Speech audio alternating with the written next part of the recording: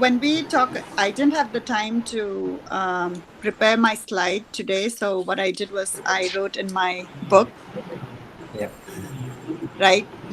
So when we talk about, so when I shared this today, right, do I sound like, you know, very nervous, like, oh my God, today I didn't prepare for my session and I didn't prepare my PowerPoint slide, which we generally do. Um, what do you think? Like, do you think like my confidence level is the same as my previous class or today, wherein I have written my notes on, on my book? Yeah, I can see that like there's no change in the confidence level, and it's same as usual. Whether you prepared a slide before and like whether you didn't prepare a slide today also. So It's exactly. it's the same. Yeah. Yeah, So yeah, what I'm trying to give you an example is nobody see how you portray yourself, right? Is how confident you look. If you believe in yourself, first, you don't have to convince anyone. I don't have to convince you, Safi, or Nivia, or Vaneshwari that, hey, I'm prepared for today's class and I have the content what I want to deliver, right? So I am not focused on my delivery point and, hey, it has to be that, nice PowerPoint presentation and I have to present it. No, I'm thinking about, okay, what are we focused on? We know it is confidence, right? What is that we want to talk about? I have my points. I did my research. I have been, jotting down things which work for me. So the reason why I'm sharing that is things can go wrong. Things can go into, areas where it is not planned. You might go up in the stage and maybe the microphone was different than what you had used before, or maybe the microphone starts screeching. I don't know, whatever may be the reason, right? Or maybe you had a PowerPoint presentation and the equipment, like fell, right? Failed, and you are not able to present it that way. But if you have confidence in yourself and you believe in yourself, that's what you're going to portray to the others. So firstly, it is not important to, please, like, oh my God, what is Safi going to think, or whatever, whoever you're presenting. That's first, you convince yourself. First, you believe in yourself. And when you believe in yourself, that's where your confidence comes from. So that's what I can tell about it, in a very short summary. Um, and and I think, like, when Safi, you said that, I'm confident when I'm myself, but then I lose my confidence level when you are with other people. It is true for many people. And it is only small step that you take which is going to make you more and more confident, right? When I came out from Manipur, and in Manipur context, we as a society have been taught to be quiet, to listen. When you express your opinion, some people may treat that to be disrespectful, especially elders, right? Maybe nang na opinion am high bekan. As masing ang jing ni machin ka khumine. It may be just an opinion, like you're sharing it, but our society have taught us that way. And look into your classroom. Like I studied in Little Flower School, one of the best school. But even then, I think 90% of the time, the teacher spoke, and 10% of the time, the students spoke, right? And I see the education system here and how my children are being um, encouraged to speak, to share their mind, however different it may be. And that gives a lot of self confidence, right? Because you know what you want, you are articulating what you want. But I think all of us go through this because of our society too, because we are taught uh, not to express. We are taught that, oh, being, listening, like listening to the elders, listening to the teachers. I'm not saying it's bad, but I'm saying that we were not given that opportunity and that is not nurtured, right? So when I first came out from Manipur, and I was studying in Bombay, um, 11th and 12th, when the teacher asked the question, I knew all the answer, but I was not confident and I would never raise my hand. and there were some other non-Manipuri students, and they would just raise their hand. And when they answer, the answer is absolutely wrong, right?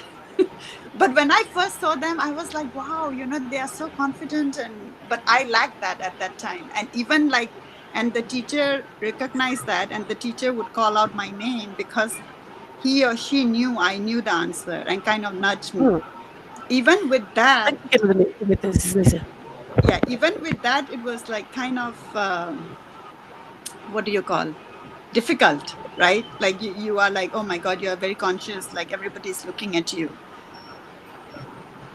So I think we shouldn't be so hard on us that, hey, we are not comfortable in big crowds or speaking up. I think it is just our um, the way we are brought up. It's our society. But the good thing is we have recognized that, right?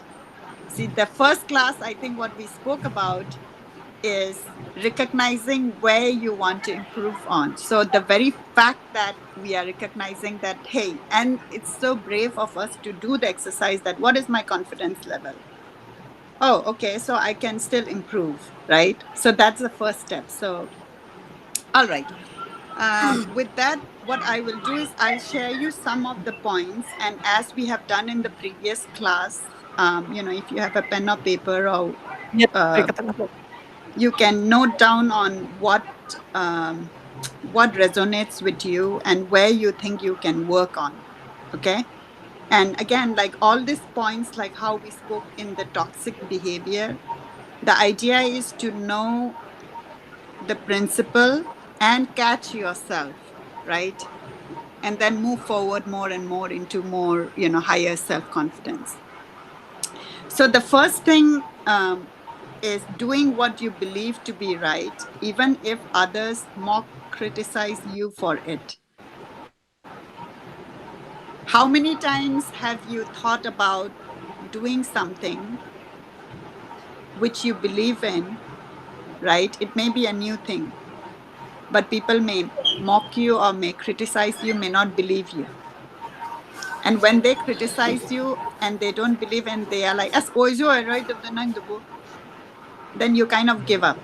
That means you are not having the confidence in yourself, on your thought, on what you wanted to do. So the very first thing is believing in yourself, what you want to do, and not being affected by what other people say, right?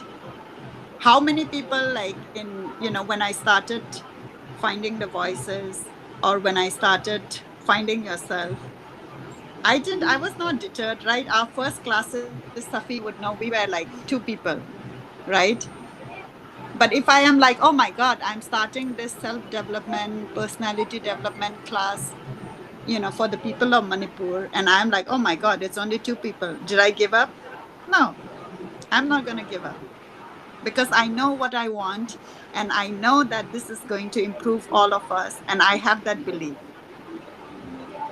And some people may say, right, and I know people say that, oh my God, like, masinu pisina my game machaga my family get the can get the height of the second man do I believe in that? No, because they don't see the big picture and the big vision I have, right?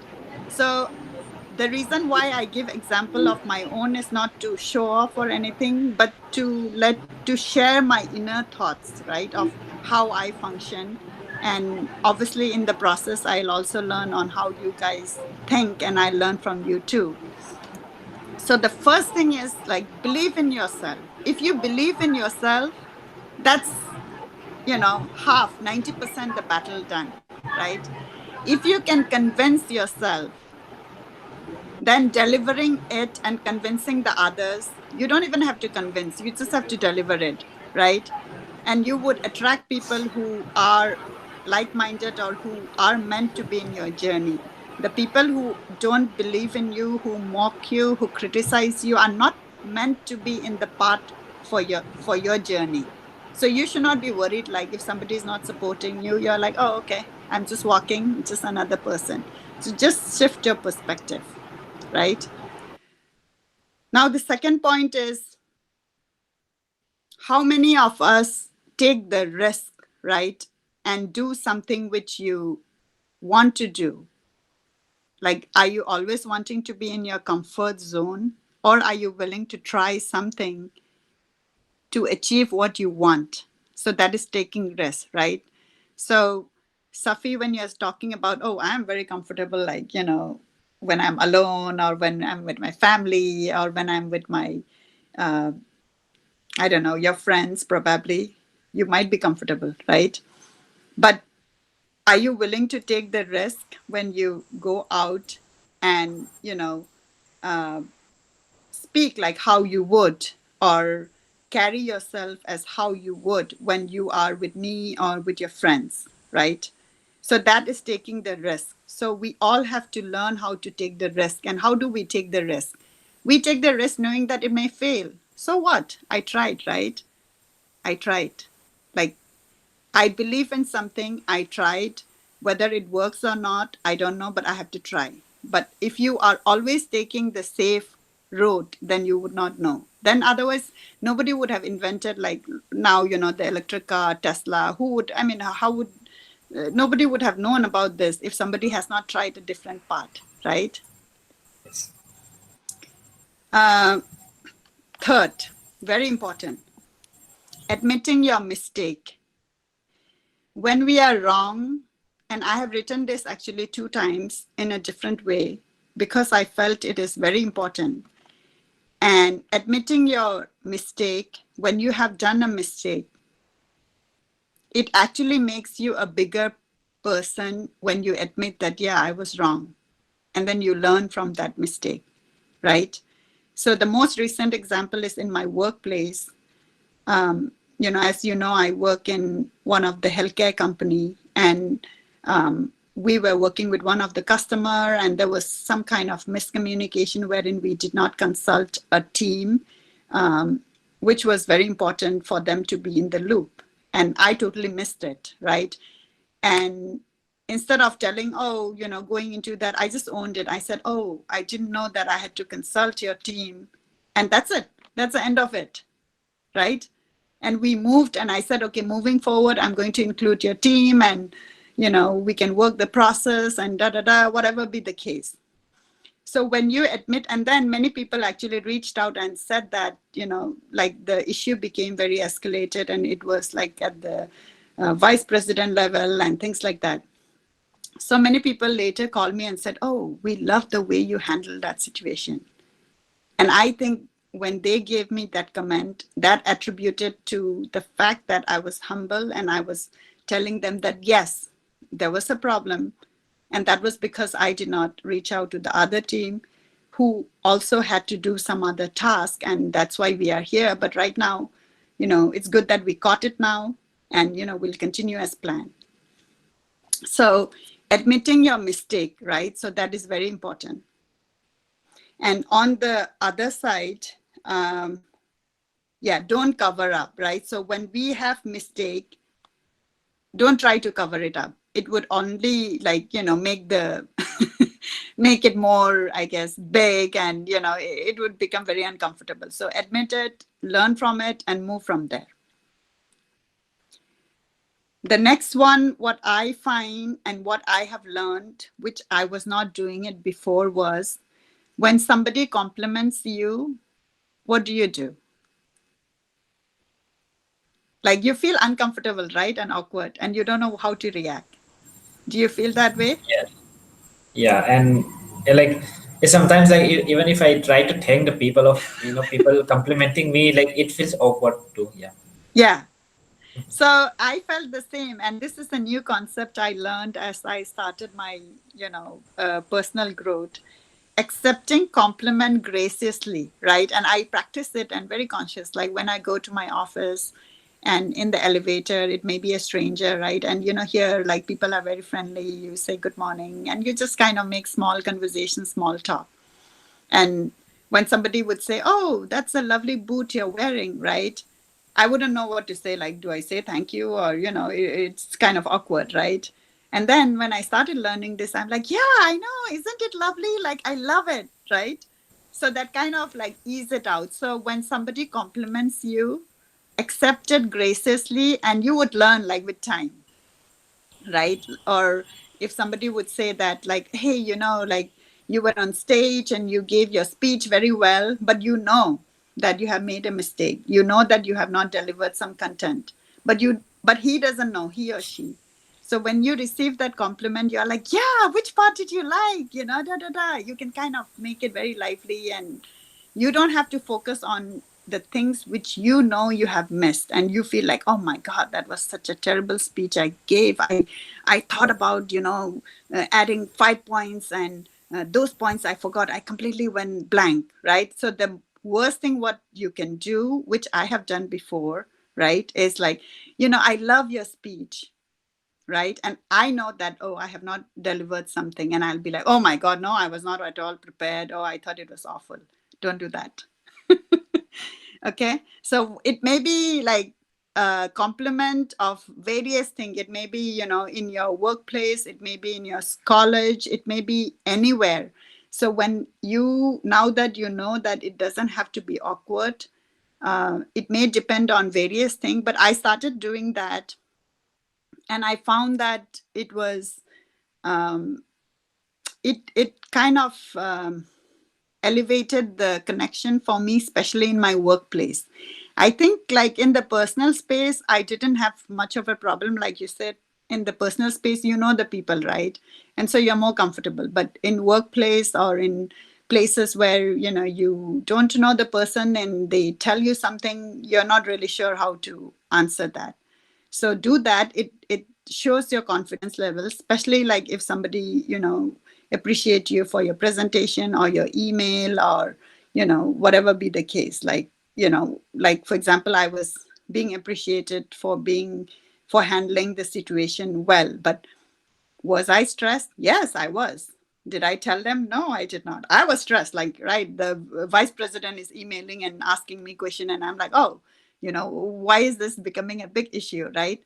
So did I focus on that? No.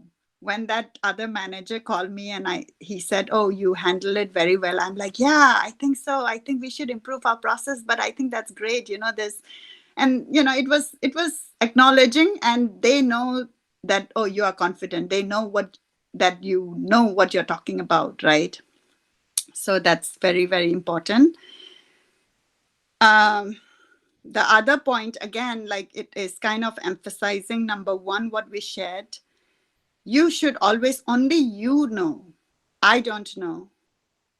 Maybe other people who are close may know a little bit, but only you know what is important to you and what you want to do, right?